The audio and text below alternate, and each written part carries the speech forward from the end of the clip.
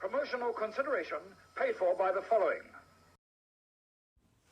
Hello and welcome once again to another retro review for Cheap Shot Entertainment.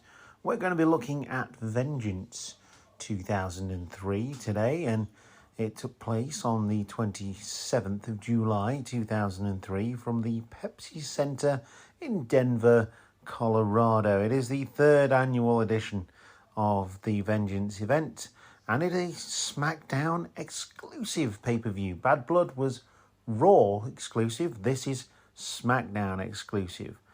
It is slightly lesser attended at 9,500 fans, and the main event was a triple threat between Brock Lesnar, Kurt Angle, and The Big Show, with the WWE Championship on the line.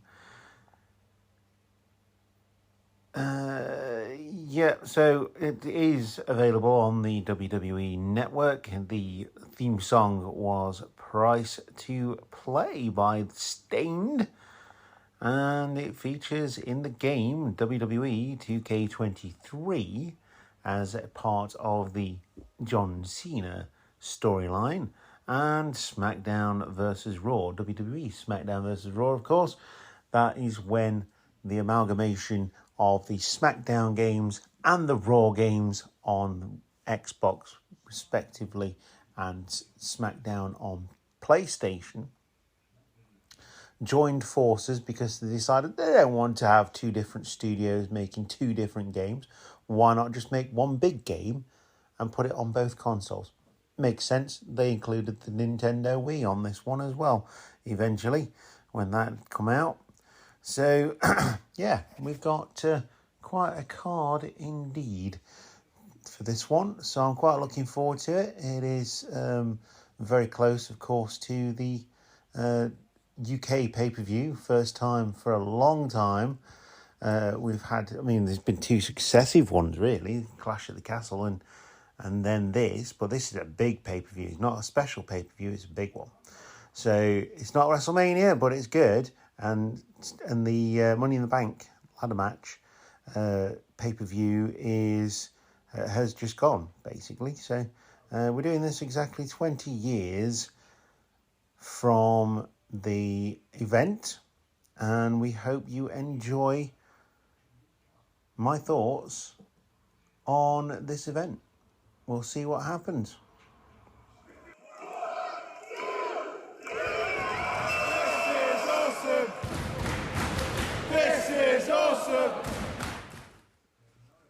We start off with the introduction of a United States Championship, the reintroduction. Obviously, it was decommissioned at the purchase of WCW. Stephanie McMahon now believes that there should be, and rightly so, a mid-card championship, and so she set up a tournament which culminated at Vengeance 2003. But before we get into that match, there was also a pre-show match featuring the Ultimate Dragon and Chris Kanyon. Who's better than Kanyon? Well, everybody. Sad story for Chris Kanyon. He's no longer with us. Ultimo Dragon, failed experiment, in my opinion, but doesn't take away from his legacy. He was really, really good, and so was Chris Kanyon as well. But yeah, sadly, no longer with us. But Ultimo Dragon did defeat Chris Kanyon in the pre-show. On to the United States Championship match. It is for a brand new minted title. It's not the original US Championship, which would have been quite easy to replicate. It is a redesign, and actually, I really like this championship. I quite like the US Championship in general anyway, even the spinner belt. And I love the new one. I've got to say, I do love the new one. I wish they'd take owners from that championship when creating new championships, because that championship is beautiful, along with the decommissioned UK Championship, which still irks me. But anyway, we're on to the match. This match is a genuine 5-star classic as an opener. These two go at each other like nobody's business. And I'm talking about, again, two people who are no longer with us. One who is celebrated and one who has been committed to the bin of history in terms of wrestling. That is Eddie Guerrero, Latino Heat, very celebrated.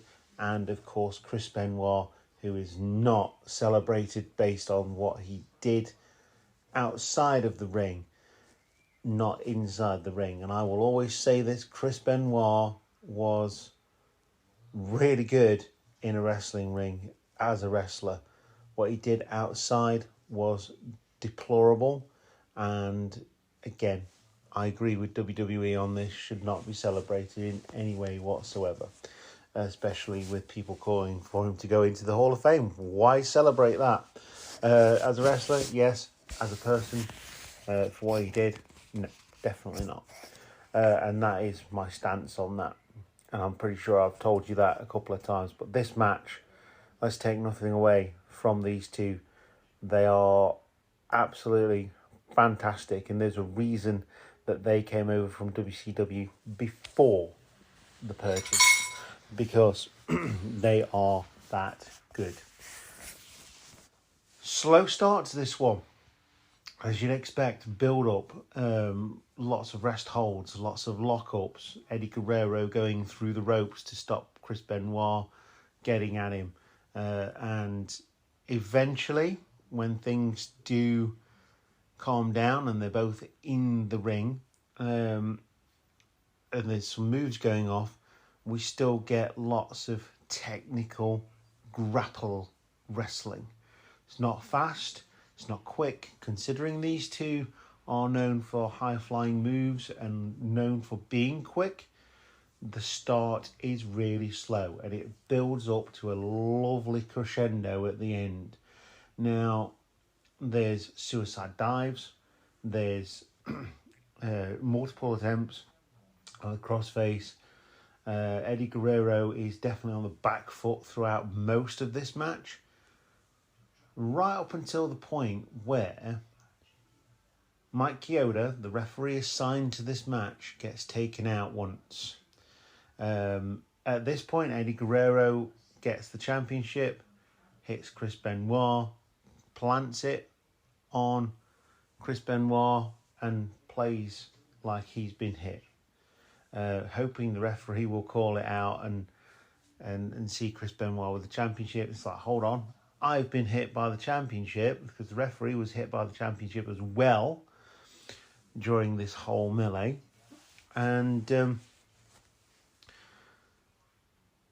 it's a case of not working first time. So Chris Benoit goes up, goes for the headbutt, but it's a falling headbutt rather than a diving headbutt. Eddie Guerrero pulls Mike Chioda. Poor Mike Chioda in this match. Let's give the guy some credit.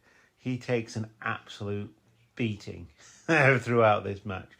And he hits Mike Chioda with the headbutt. So Mike Chioda's out again at this point. It is also at this point, Eddie Guerrero's like, you know what, sod this. I'm going to go and get the championship again. I'm going to hit Chris Benoit around the head with it. And that's all in that melee. All this time, Chris Benoit is down.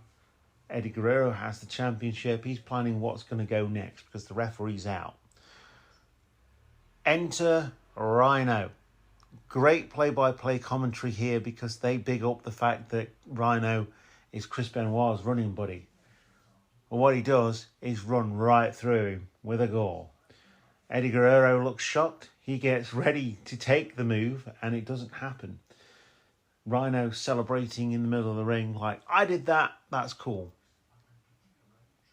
Eddie Guerrero shrugs, took his championship to one side, goes up top, hits the frog splash, beautiful frog splash, manages to get the referee Mike Chioda to come round. 1, 2, 3, the match is finished. Bonafide 5-star classic, first match. I'm going to give this 5 cheap shots out of 5 because even the running made sense. Perfect, in my view. Absolutely perfect. Mr. Perfect couldn't have done a more perfect match than this. 5 cheap shots out of 5. Phenomenal. If you are learning to be a wrestler, watch this. This is good. It's good storytelling. It's good wrestling. It's thoroughly entertaining. Moving on now, and what would a Smackdown pay-per-view be without the annual McMahon storyline? And this time it is Vince McMahon sitting in the office smelling the roses as he calls in his daughter Stephanie, with his wife, Stephanie's mother, having been attacked on Raw by Kane. Both of these McMahons have matches on the show tonight, and Stephanie alludes to this, but gets really annoyed when Vince says, your mother's condition. And because when he cuts these promo on Monday Night Raw, he says he hopes that Stephanie ends up like Linda and is vegetated. Absolutely disgusting, but as you would expect from 2003, very, very Vince. We move on now to the next match, and it does feature Jamie Noble going against Billy Gunn. A match that's completely out there because I didn't expect this. However, the mismatch in size and strength and everything else like that was there to see. But there is a storyline here because Jamie Noble wants to sleep with Tori, a Playboy cover girl. And it's no secret that Nydia and Jamie Noble are an item in kayfabe. And with the stipulation being that if Billy Gunn loses, Tori has to sleep with Jamie Noble on Smackdown, of course, because it has to be live. You'd expect that Billy Gunn would win. That's why Tori picked Billy Gunn, because the size difference. But Jamie Noble is not one to back down from a fight, and he has put on quite the show for the cruiserweight division throughout the whole of his tenure. And here he really does pick up the fight with Billy Gunn, taking down the big man from the knees, and works on that knee, and that is the story of the match right up until the end, where Billy Gunn misses going for Jamie Noble, almost crashes into Tori Wilson, and then Jamie Noble gets the roll up, grabs the tights, and gets the win. He celebrates, Nydia storms off. People are actually cheering Jamie Noble here because they're like, yeah, good for you, pal. You're going to sleep with a Playboy cover girl on live TV. Yay. WWE 2003, everybody. I know I use that line every single time I do a podcast. However, I can't describe it any other way. It's just as it is. It is just that. WWE 2003. We move on to the next match. So we're moving onwards now, and we go into the back for a segment with the APA, the Acolytes Protection Agency, who are gearing up for their APA Invitational. They are being interviewed by SmackDown's number one announcer, Funaki, who gets handed an invitation to the Barroom Brawl, and that is our next match. I can't call it a match. It's not a match, but basically a load of people, including the Easter Bunny and Brother Love, yes, I'm not making this up, this is what happened during this pay-per-view, go into this set, this movie set that's made up like a bar. And I remember this vividly because I remember watching this and absolutely loving it, and I can't say my opinion's changed because it is absolutely the most fun I've had for a while watching a wrestling show. And they never did it again, which is really sad.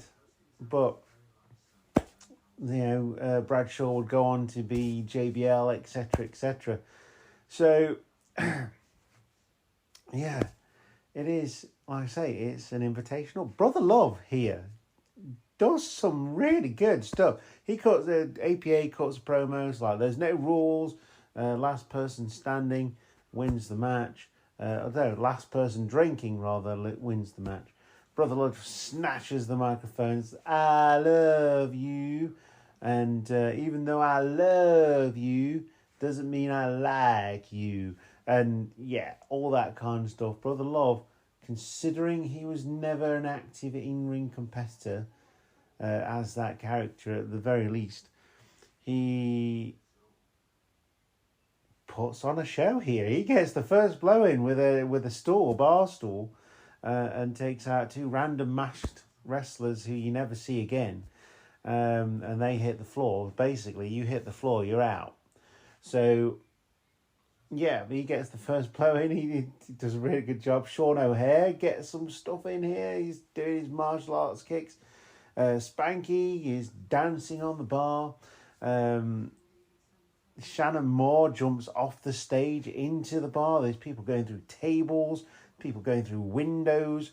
It's just insane, but it's so much fun. Brother Love throws someone into a mirror and all this time, what is the story of this match? Funaki never leaves his bar chair, but eventually drinks himself into oblivion and falls off backwards. Absolutely beautiful. Brilliant segment. I'm not going to call it a match, but it trumps the redneck triathlon from the month previous at Bad Blood, definitely.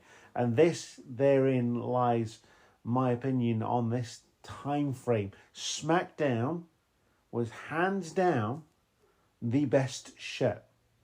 Raw was the flagship show, always was, it always will be.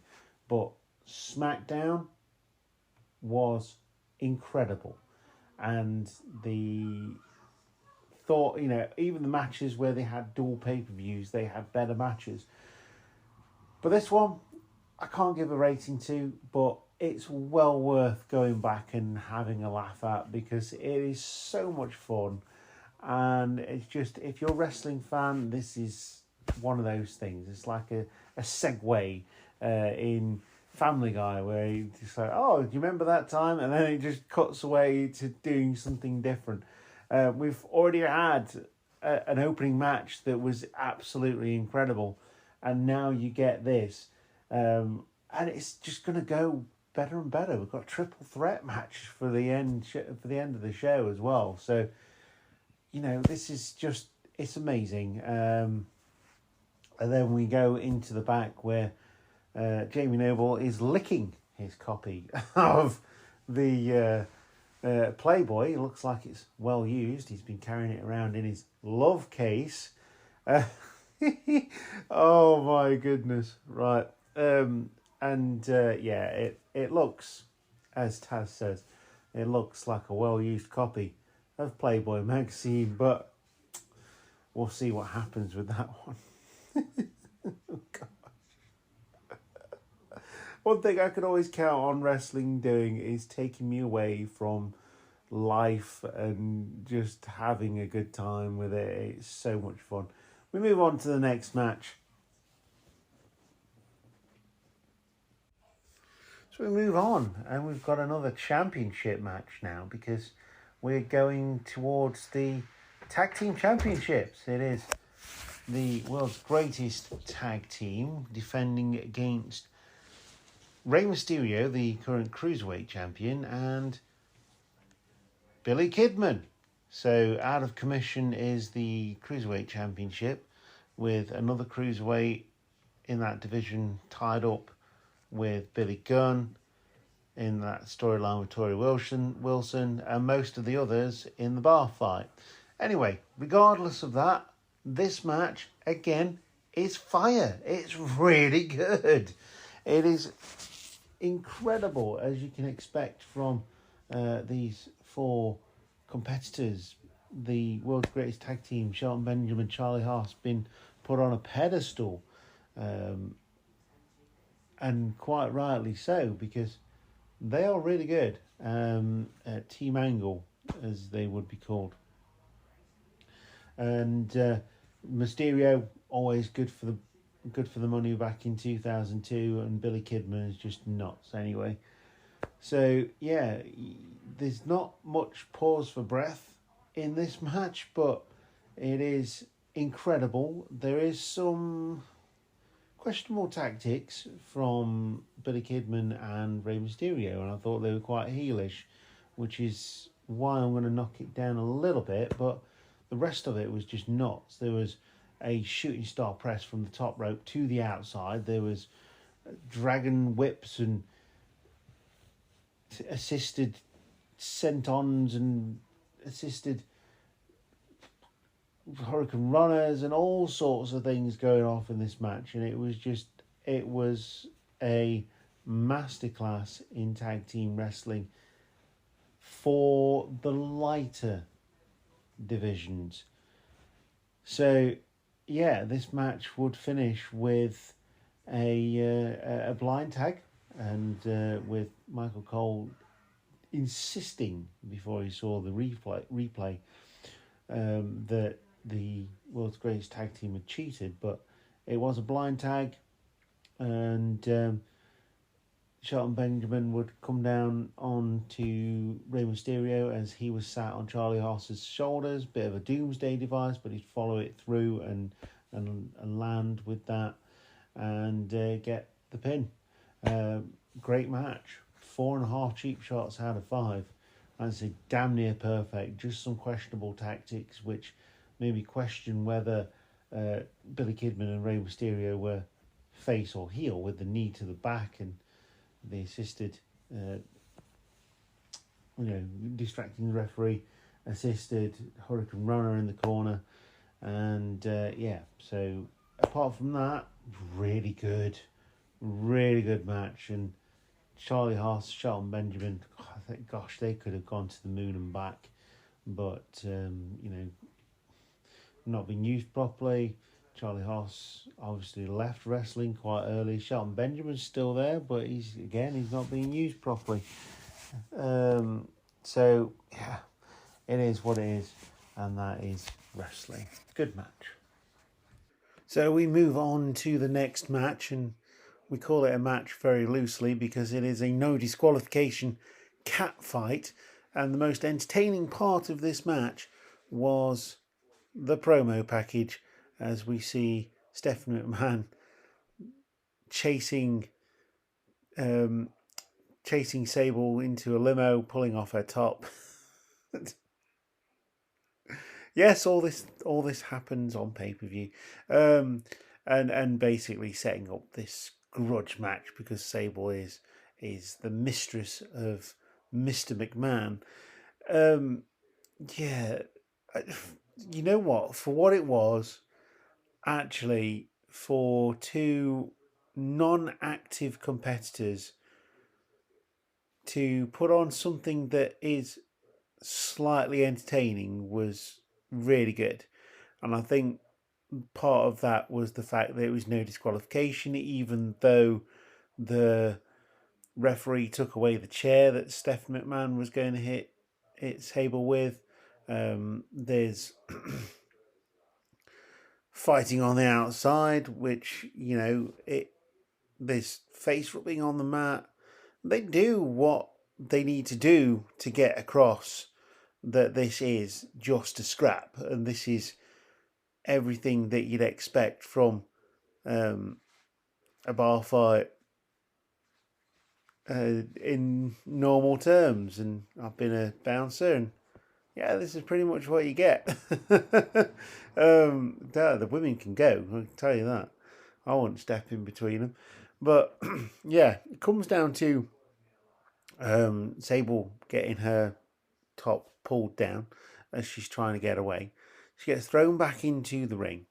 The referee pushes Stephanie McMahon out of the way, says, let her pull her top up. Stephanie pushes the referee out of the way and says, I'm going to, finish this off. Gets kicked to the gut.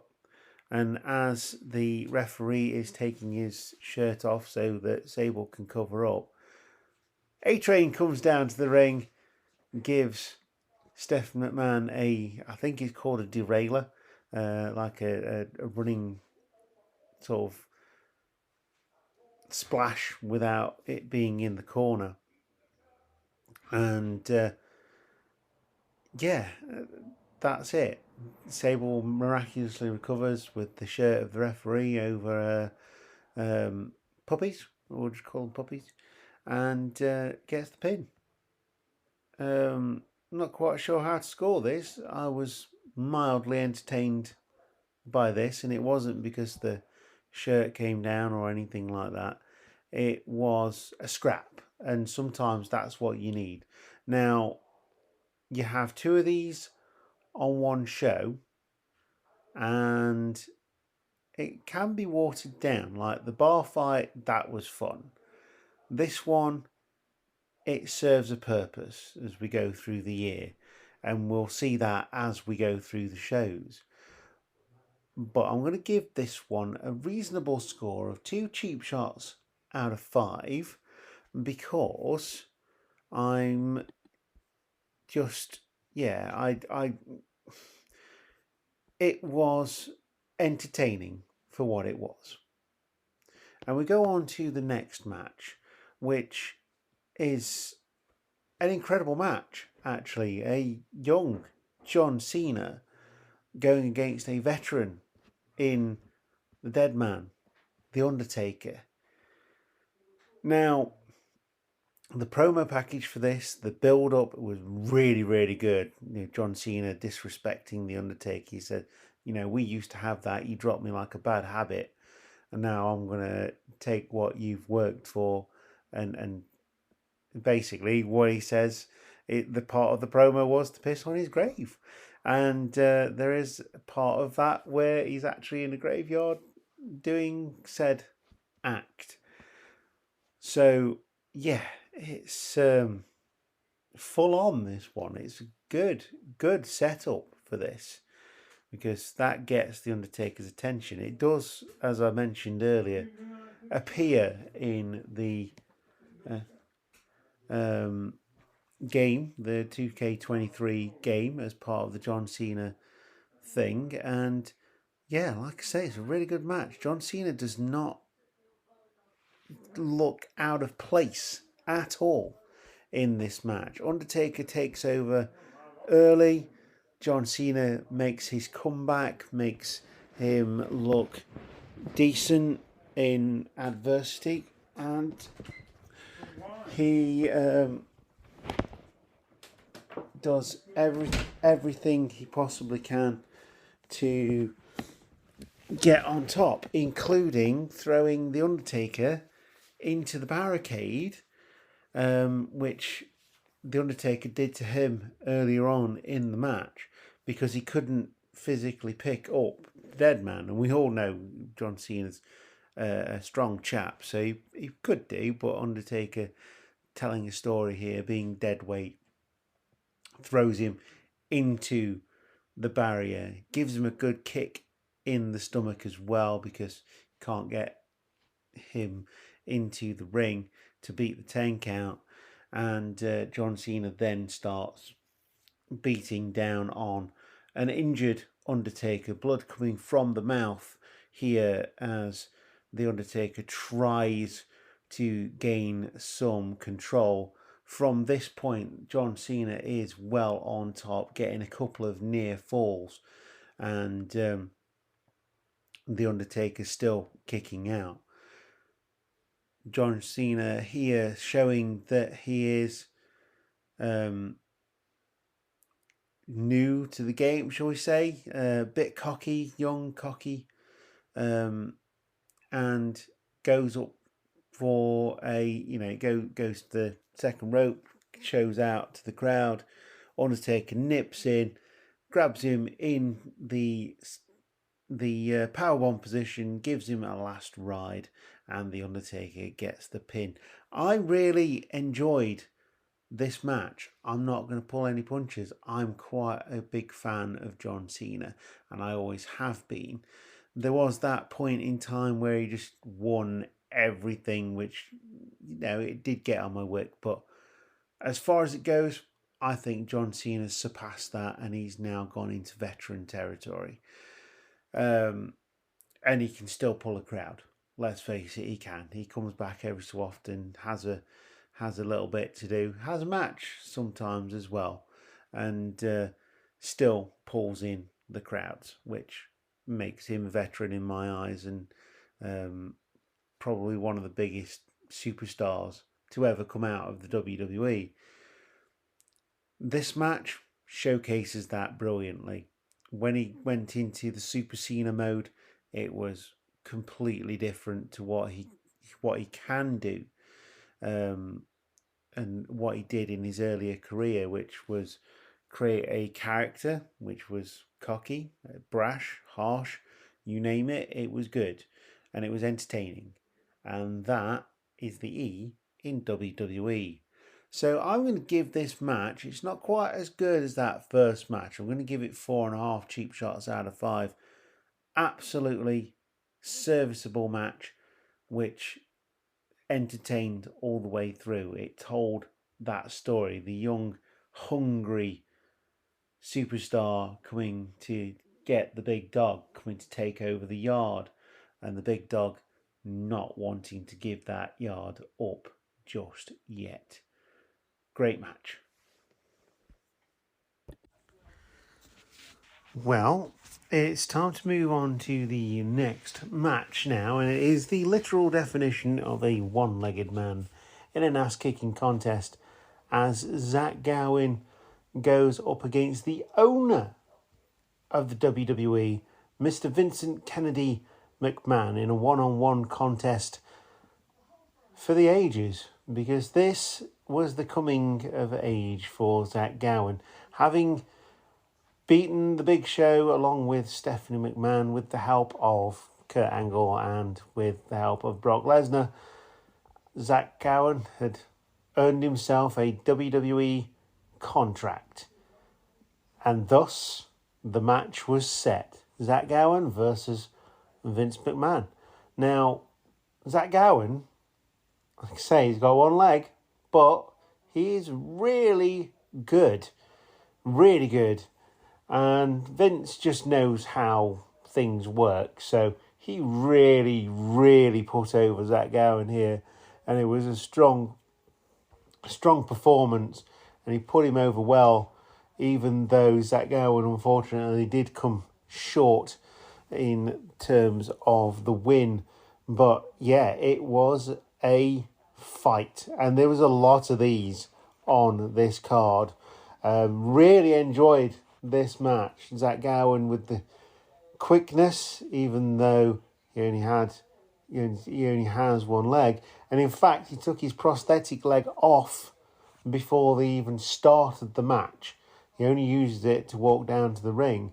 There's acai moonsaults from Zach Gowen, basement drop kicks, all sorts of things, and he's not one to be grounded because he's very aerial wrestler. He's quite small in stature as well, so he uses everything in his arsenal, even to the point where Vince gets a chair, the referee takes it off him, Vince pushes him away, falls down onto one knee because Zach Gowen has taken out one of Vince McMahon's legs. And as he falls down, Zach Gowen kicks that chair into Vince's face, and it is a genuine cut. There's no way he bladed there, and it was pouring. But this is what I mean. Like, for this match to do that, I'm guessing that wasn't part of it. So it added to the drama. it got to that crescendo. Zach Gowen goes up for the moonsault, his patented moonsault, beautiful moonsault it is as well. He twists in midair, like a twisting senton type thing. Vince rolls inwards, Zach Gowen hits hard, and Vince crawls into the pin. And Zach Gowen eats a clean pin here with Vince McMahon. Now, Vince is quite active on the roster in the year 2003. So, yeah, he's looking good here. And although Zach Gowen lost, like I say, put him over well. So there was something that Vince saw in Zach Gowen that, had a lot of potential. And all credit to him, because this match, to both of them actually, I'll give them that, to both of them, it was a clash of styles, with Vince being the more powerful and Zach being the quicker of the two, but ultimately a very entertaining match, and I'm going to give this one 4 cheap shots out of 5. Brilliant, absolutely brutal match, really entertaining. Like I say, the blood was accidental in my opinion, so, and it's pay-per-view, so I don't mind that so much. It was nasty though, it was pouring, so yeah, not for the faint of heart, as it were, but yeah, great match. We move on into the back now with Eddie Guerrero and Josh Matthews asking Eddie if his victory over Chris Benoit was tainted because of the actions of Rhino. He just says, "Look at me, I'm the US champion. The reason I'm the US champion is because I don't have friends. And I'm wearing the gold, and it's going to stay with me for a very long time." He goes to celebrate, and he goes, "Esse," a lot, and then walks off. So we then get the promo package for the last match, the triple threat match for the WWE Championship between Brock Lesnar, who is the current reigning defending undisputed champion, or the WWE champion as it is at this point in time, and he is going against the former champion Kurt Angle, the man who he beat at WrestleMania 19, and the Big Show, a man who is no stranger to the title either. So we move on now to the triple threat match, and it is the reigning defending WWE champion Brock Lesnar going against Kurt Angle, the man who Brock Lesnar beat at WrestleMania 19 for the championship. And the third participant in this match is the Big Show, who is no stranger to the big gold WWE belt as well, the Undisputed Championship, as I will always call it. The original Undisputed Championship. Or the original of the modern era, anyway. We get a nice promo package. They always do these really, really well. And in 2003, we don't get many of them now, but this one is done really well. Lots and lots of build up to this one. Like I say, the Kurt Angle being out, the comeback story, Brock Lesnar calling him up, asking how he is, because he feels like he caused that issue. And Big Show just being there as the heel, and the mammoth heel at this point in time. The heel, the Big Show that we all know he should have been all the way through his run. So, yeah, the Big Show we know he should have been all the way through his run. And they really put that over here. And this is another epic match. It's very worth a watch, and how to do a triple threat match. Usually the big guy's in there to be taken out nice and early for the other two to fight, and it was no different here, except the Big Show does have a massive role to play in this triple threat match, and they do it really well. Not only does he get Angle slammed through a table, he also comes back and hits a double choke slam on both Brock Lesnar and Kurt Angle in the ring to make him look really strong. During the course of the match, there is more cuts and more bleeding from Brock Lesnar and from Kurt Angle. You can tell this one was a fight from start to finish. And because it's triple threat, there are no rules. Champion's advantage does not count in a triple threat match. So it's the first person to pick up the pin, no matter who they pin, as the winner. And they booked this match really, really well. Like I say, Kurt Angle's comeback story, Brock Lesnar being the friend at this point rather than the enemy, and Big Show being the third person to help carry both of those guys through the match and make them look good. One in defeat and one in victory, because it would be Kurt Angle who would pick up the championship again. And even though I've seen this pay-per-view many times, I was still surprised by the outcome. The Big Show hits the double choke slam that I mentioned earlier, goes for the pin on Brock Lesnar. He kicks out, goes for the pin on Kurt Angle, nearly gets there. Brock Lesnar stops the count, and as he goes for the second choke slam, Kurt Angle manages to get up, hit an angle slam on the Big Show, almost on top of Brock Lesnar, and Brock then goes for Kurt Angle. Kurt Angle gets whipped into the corner. Brock Lesnar goes charging in, misses. Kurt Angle gets the ankle lock on Brock Lesnar. Brock Lesnar manages to kick out of that, but in the aftermath, the Big Show gets back up. He gets another angle slam and another angle slam to Brock Lesnar, and Kurt Angle gets a clean victory over the former champion, Brock Lesnar. What a match. Another 5-star match. So, without further ado, I'm giving this one 5 cheap shots out of 5 because it is brilliant. Absolutely loved this match from start to finish, and all 3 competitors in this match were used really well, and they came out smelling of roses, even though 2 of them had to lose. And that is the mark of a good triple threat match. If you want to know how a triple threat match is done, this is got to be one of the ones that you should watch to get that idea of that. But wow, I think this might actually be, apart from WrestleMania 19, the WrestleMania is just in general really, 17, 18 and 19, this might actually be the best pay-per-view I've seen in the 3 years that I've been doing the pay-per-views.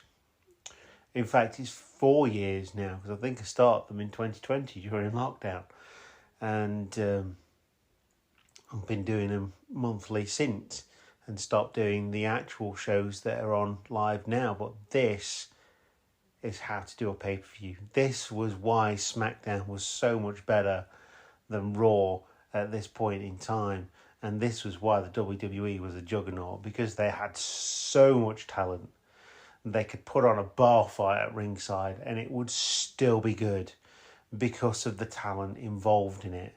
They could have Sleep with a Playboy cover girl match and it will still be entertaining as hell. A one-legged man in an ass-kicking contest, still really entertaining, but the shining light have come as bookends at either end of the pay-per-view. The first match, Eddie Guerrero, Chris Benoit, beautiful, wonderful match. And the last match, the triple threat match, absolutely fantastic. The bar fight, really fun. Jamie Noble versus Billy Gunn, probably. Yeah, I mean, actually, that was good. Even the Stephanie McMahon versus Sable Cat fight was entertaining as all hell. So, and the tag team match, of course, which was absolutely brilliant. So, yeah, you've got a complete pay-per-view here, and it's absolutely the best that I've seen. And I will go as far as to say it may actually be better as a whole show than the WrestleManias. But it's a close one. It's a very, very close one. Yeah. And they've already started advertising WrestleMania 20 as well. So, wow, what a show. And we come to the conclusion of this podcast as we do that, because we are now going to move into August. Obviously, we're coming up to SummerSlam, and yeah, it's going to be another good one. So look forward to that one. I'll get that out on the day that it happens, which I haven't checked beforehand, which I should do all the time, but I don't. So, yeah, if you enjoyed the podcast, please do consider subscribing and checking us out for all of your old school or retro wrestling reviews. We move on to SummerSlam, which is on August the 24th. Obviously a dual branded pay-per-view.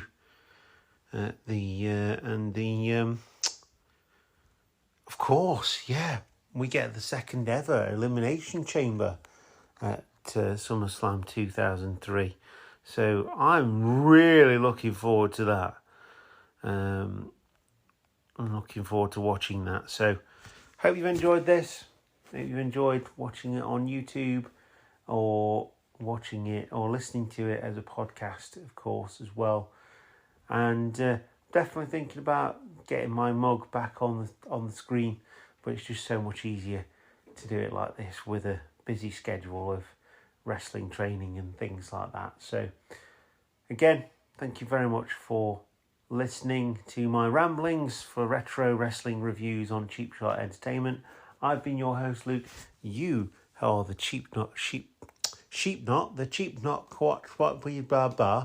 the Cheap Shot Nation. I will get it out there eventually. You are the Cheap Shot Nation, and I will see you next time. Goodbye.